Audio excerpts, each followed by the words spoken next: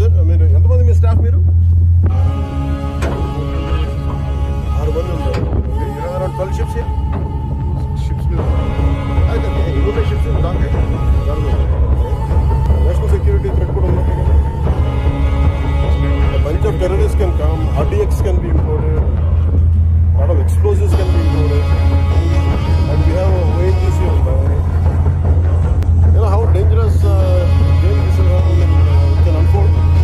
Do you know how dangerously you guys are operating? నేను ఆఫీస్లో కూడా వస్తానంటే లేదు సార్ 10,000 మంది జీవితాలు పోతాయి సార్. 10,000 మంది జీవితాలు పోయాయి. కోర్టు ఏంటి మీరు కూర్చోబెట్టి స్మగ్లింగ్ చేయడానికి.